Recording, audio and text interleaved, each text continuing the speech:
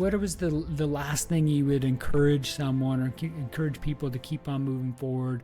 Some high performance things. What would be the last thing you would say to the audience here from what you've learned, what you're doing, that would be very helpful for someone?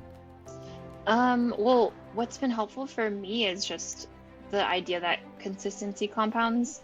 Mm. Whenever I lose hope or just feel like every little step is like one step forward and five steps back, it's just stay in the game. Just like keep your head down and work hard and it'll pay off. You'll just look back and be like, holy crap, like so much has happened and I've actually accomplished a lot. And Mm. so if you give up, you'll never feel that, obviously, but just, yeah, stick with it. Just know that your work is compounding. And yeah, I would just say don't give up on yourself. Welcome to the show. Nathan Newberry here, your host. I got Mary Seo here on the line with us. Super excited to have her on the call here together with us. Mary, Yeah, super glad to have you. thanks for having me. I'm excited. Yeah. Well, tell us a little bit about what your definition of high performance. What does that look like to you? What that definition means to you? Help us understand that a little bit. Yeah, totally. So personally, what I constitute as a high performer is someone who can set goals for themselves and accomplish them. So, I mean, there's obviously a whole science behind setting goals that are achievable and attainable, but still lofty and grand. But to me, it is someone who can set a goal, set a plan, execute that plan, and accomplish that goal. To me, that's a high achiever, high performer. Amazing. Well, tell the audience here, like what you do and what your specialty is. What's your success? Like, help us understand that a little bit. Yeah, so my husband and I own a construction company out here in California. It's called A Place to Grow, and we're in Ventura. So basically, we build custom backyard spaces, she sheds, art studios, offices, all sorts of things. And we use reclaimed materials. So we get lumber from old barns and fences, and we get vintage doors and windows, and they're super artsy and funky and cool. And so, yeah, it's kind of upcycling and recycling and mixed with Mhm. construction. Amazing. Well, I want to kind of dive deep into this because we have different guests on here all the time that do different things all over the world and are coaches and have different perspectives of everything. And I wanted to bring you on the call here to just kind of give us kind of the heart behind of why you're doing this and like what kind of stood out to you when you first started this, or even you can bring us back to the very beginning of like who Mary So is and how you've created the success you are now. Like bring us back to the origin story, if you would, of like where that all began. Totally. Yeah, it's so weird to hear like success with your name. Like that's, I don't know, it feels so weird. But so it's kind of a strange story. I won't go too far back, but my husband's always worked in construction his whole life. He's half Mexican, half Colombian, so I always say he came out of the womb just doing drywall.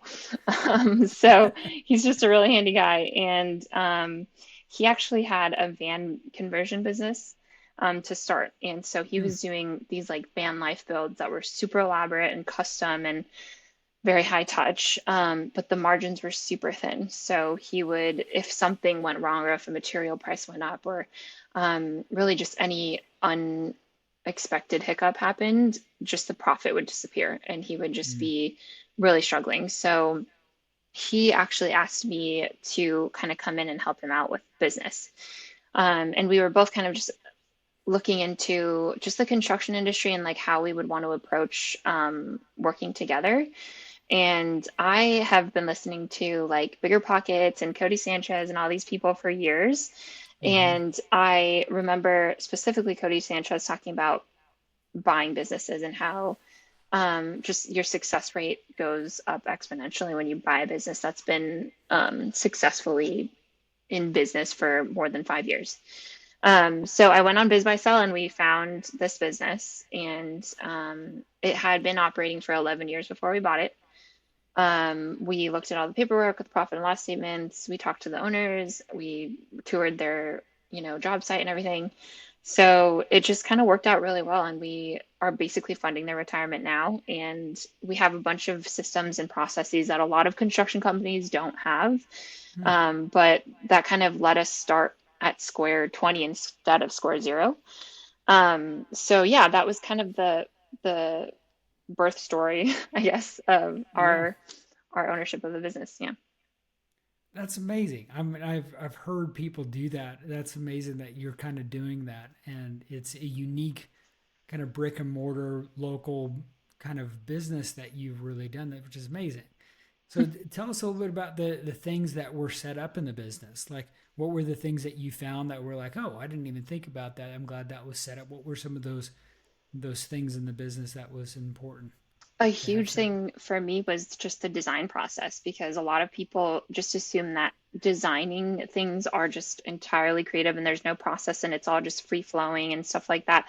So that was my preconceived notion, at least. And going into it, it was really cool to see that she had a really easy process for designing her sheds and Hmm. taking her inventory. Everything was all we've got hundreds of doors and windows, and each of them is measured. And there's a picture. We have a full table on our inventory and air table basically for windows, doors, sizes, like all different uses, Hmm. hardware, stained glass.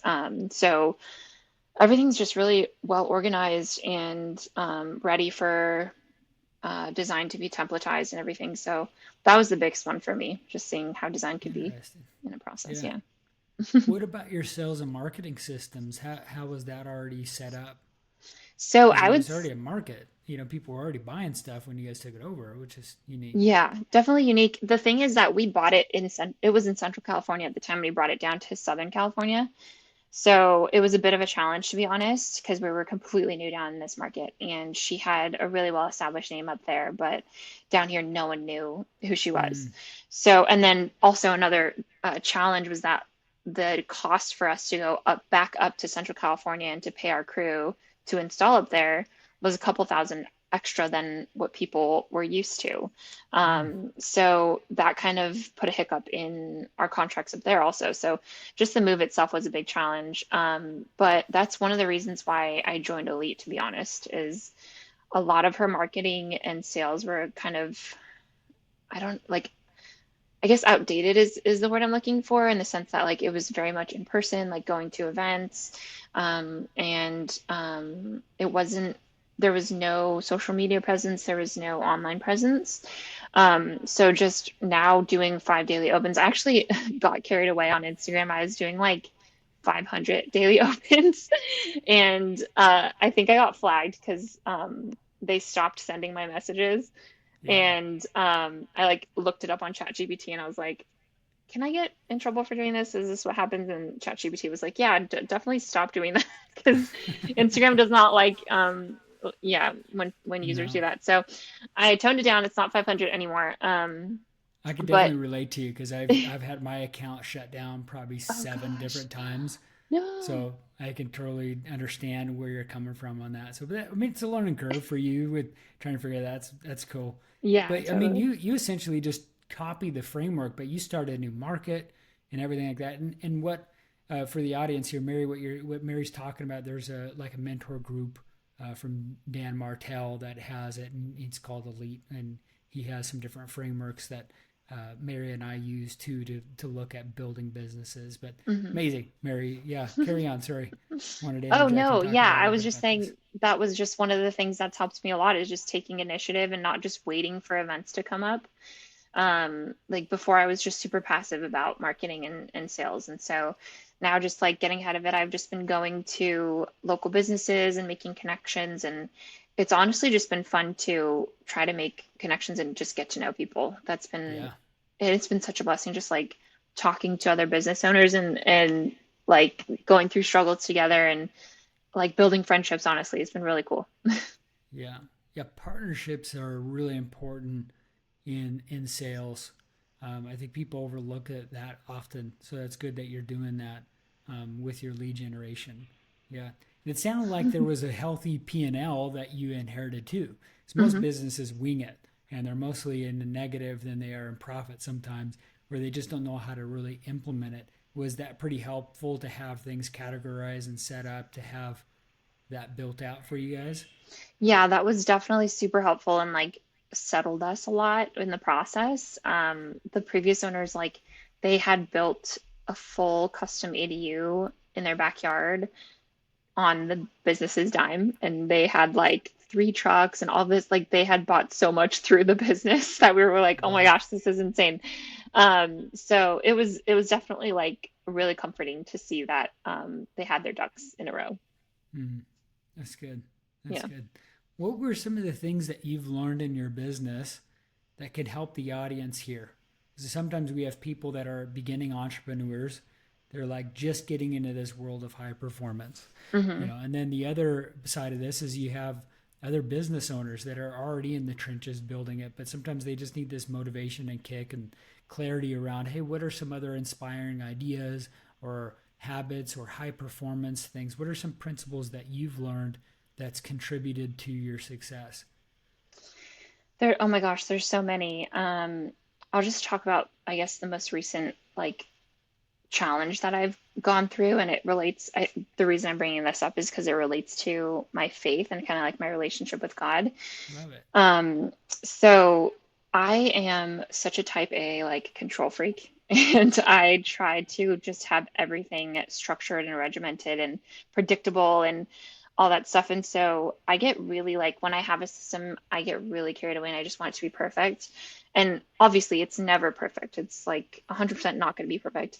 But lately, I've just driven myself through anxiety and stress, like worrying about possible outcomes or for example, we're in an industrial shop in Ventura, and we had a bit of a hiccup with our landlord. And basically, we have to move out by the end of the month, and it's September 24th, so that's next Monday. Oh gosh. Yeah, and so we've got a ton of huge shop tools, inventory, and all this stuff. And I stressed about it for so long, and I like lost sleep about it. I was really, really worried. And at the end of the day, the thing that brought me comfort and peace was just, I was listening to a lot of like podcasts on just faith and just having peace in God. And that just brought something over me that helps me get through that whole process. So I Mm, feel like now if I just do my work and just leave the rest to God, like I can just go to sleep and just have faith and I've done my work. I know that I am on the right path and that he's there to help me. And if it doesn't go exactly how I want it to go, I think I have the tools in my tool belt to handle it. And so it's mm. just like it's crazy. It's a crazy journey and everything is up and down every second of the day. But I feel like if you have a strong foundation in your relationship with God, it helps so much and it goes such a long way. So, so true. Uh, I mean, I always relate it to like people don't know who they are, right? And so they go through their entire life hoping and praying that they try to figure out some purpose, but we try to draw a lot of significance from the fulfillment of what God's already done in our life, for one, and Hmm. the creative, amazing service that we do for others, Hmm. right? If we get to actually think about who all the most inspiring figures are throughout history, like Yeah. Jesus, right? Or Hmm. Mother Teresa or Gandhi, so many of them, they they left this world with nothing, yet we hold them in high esteem Hmm. because of the great things that they sacrificed in the service of others, Totally. Yeah. right? And, Yeah, and I so think you I touched on think a about that. couple. Yeah, like gratitude being one is like, yeah, be super thankful for all of the blessings. Everything in your life is a gift. Like your faith is even a Mm-hmm. gift. And then the second one is service. It's like if you think about other people, your perspective just completely changes. So yeah, both of those are such important practices to have. I've been doing the is it Ed Milet or no, it's Tony Robbins. I've been doing the like 9 minute I don't even know what he calls it, but it's like 3 minutes of gratitude, 3 minutes of praying for others, and then three things that you want to consider basically done by the end of the day today. So I've been doing that every morning, and that's helped me too. Mm-hmm. I just like try to take people's like recipes that are in my eyes successful, and I just try to put them in place and see how they do Mm-hmm. for extended period of time. So yeah, I've been doing that, and it's been helping me. So yeah, that stuff is great. Yeah, I mean, I think there's a. Let me ask you too on some of this aspect of it, because I know on entrepreneurship, there's some parts of it like we get so bogged down with like trying to create the best morning or the best routine or making sure, especially with A types like you are, like I am sometimes, where we feel like we have to have like the exact things dialed in, and if it's one thing off, like you just give up, you throw in the towel. This was the worst day ever, right? And so there's an element of like, long as if I hit some of these things, I mean, it's a process. A quote that I heard today, which I love, is it was be patient on the outcomes and impatient in actions. Hmm. So it's like you have the outcome that you're trying to in the journey to get to it, and just being impatient of the journey Hmm. that goes on it, but also be like impatient with the fact of like, hey, I need to focus on what is important too, that to take action, because sometimes we don't take action on things we know we need to do, Yeah, right? So there's like totally. the element of that, but then there's the other part of it too that's important, which is like relentless obsessiveness around like the violence to attack the most important thing, that the other aspects of the other things don't even matter right now. Like Hmm. for instance, giving you an example, if all of a sudden your landlord said you need to be out today, you're Yeah. putting everything on the side because you got to get all your stuff out of the shop Yeah. and out of the property because you got to move really quick, right? So there's like Right. everything comes to side. Like you're not going to say that day was a loss because you still had so many stuff. So the question I'm framing with you is, how does the balance of your day and your life and your business structure orient of like you spending actually the time to get things right, and then also like to the other extreme of like the obsessive like go time action hitting the ground and crushing the business tasks that need to be done that day. Yeah, so I struggle with this a lot, I'm not gonna lie. Because when things get derailed, it really does bother me. But it's so funny because my husband's the exact opposite as me. He's very like okay, he's very calm and okay in any scenario. So when plans change abruptly, he's like, okay, like this is the new plan, and I'm just like, I can't handle this. But that's It's a actually been good really, duo. yeah, it is because he kind of brings me down. So one thing that's helped me a lot is just waking up super early. And I've just listened to, I think Alex Hormozzi and Dan talk about just having that quiet time in the morning to actually get to do the things that you wanted for that day and make sure that Mm-hmm. the most important thing is the first thing that you do. So, yeah, I start the morning really early and then I just attack what I need to. This morning it actually didn't work out because this morning we had to unload a truck and trailer full of shit into our garage basically. So I didn't get to do my most important thing, but I'm learning that like every day is not going to be the same. And sometimes you have to do what's important or what's urgent, rather. I know you're supposed to do what's important and over what's urgent, but sometimes you just have to do what's urgent. And you Mm-hmm. can't beat yourself up about it because it's not always going to be perfect. Yeah. But yeah, I try to fit in that morning time. If not, I try to let it go. Yeah. That's good. Yeah. I don't know, Mary, do you have any kids? I don't yet, but I think That about that every day and I'm like, how? How am I going to do this? Yeah, I'll encourage any entrepreneur like figure out how to make more money in your business and then streamline it and systemize it as much as you can. So the time that kids come along, you can actually have some flexibility without all the stress and worry of that. Yeah. So it's good that you're figuring those things out now. If God blesses you with those little minions following you around, Yeah. um, that's good that you guys are building that. Yeah. What would going into uh like habits that you formed from the very beginning up until now?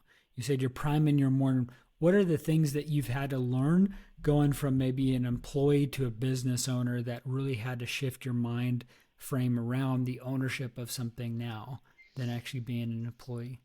Yeah, I'm really good about like habits. Like I think because I'm so type A, so like I've always worked out like my whole life since I was like in middle school. I've always done something to sweat every day since I was a kid. Like stuff like that I can do. I don't have a problem with. The mindset that you're just talking about is such a big leap, was such a big leap for me as opposed to like building habits to support that. So one mindset is like that I learned the hard way, honestly, was that no one's going to solve the problem for you.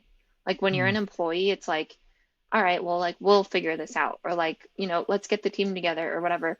But when you're the entrepreneur and you're the owner, it's like, okay, there's this problem and I'm the only, like, between me and my husband or us or me or whatever, it's like there's no one else. Like, Hmm. so if there's a problem, if there's like something that needs to be improved, like you have to think outside the box. You have to come up with a solution.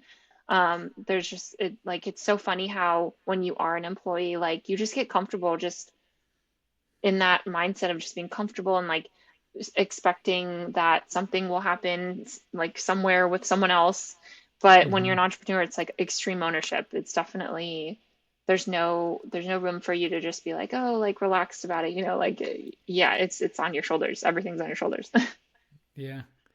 I remember stepping back to the spot that you said you practically moved the whole business down. You started building an online presence because there wasn't one. hmm How important has that been with building the marketing and sales engine that you have now from where you started?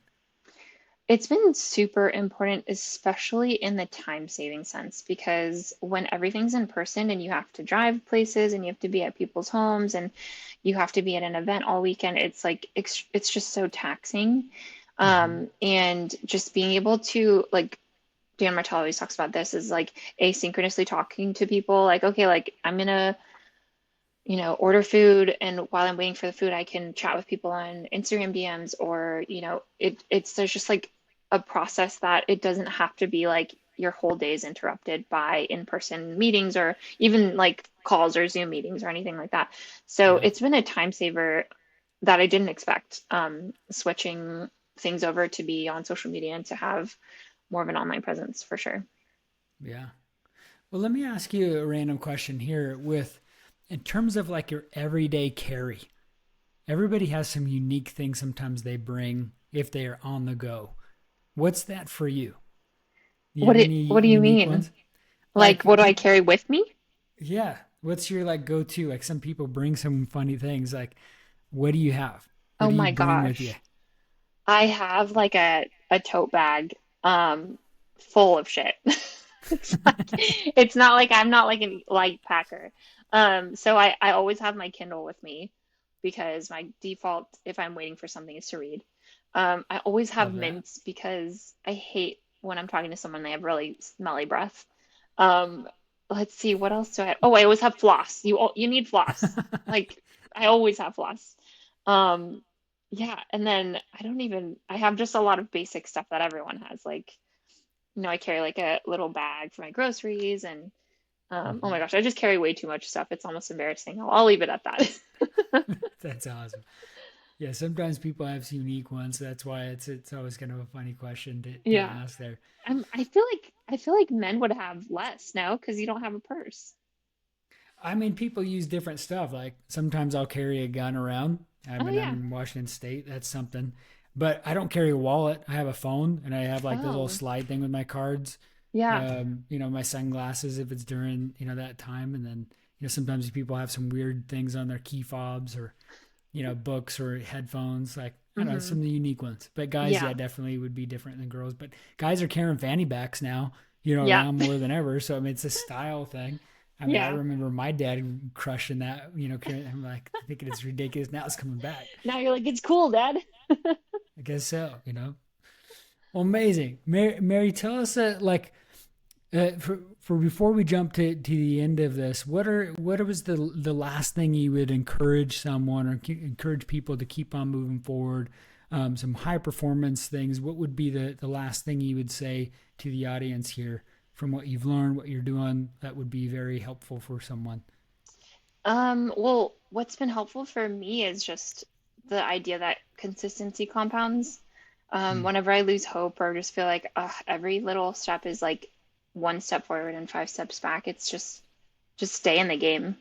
Just like keep your head down and work hard and it'll pay off. You'll just look back and be like, holy crap, like so much has happened and I've actually accomplished a lot. And Hmm. so if you give up, you'll never feel that, obviously, but just, yeah, stick with it. Know that your work is compounding. And yeah, I would just say don't give up on yourself. So true. Well, Mary, how can people continue to follow you and your journey and hear more about what you do if they're in the California area and they want to be able to check out what you're doing? How can people follow you and connect with you? Yeah, totally. So we're on Instagram. The handle's a place to grow Ventura. And then our website is the same. It's www.aplacetogrowventura.com. Okay, I'll put those Yeah, you links down can. below. Awesome. Yeah, that sounds good. Yeah, you can follow us on there and see what we're up to. Amazing, amazing. Well, thank you so much for Mary for being on here and sharing your story with the audience here. We'll leave it at that, and we'll catch everybody else on the next time. Awesome. Thanks so much.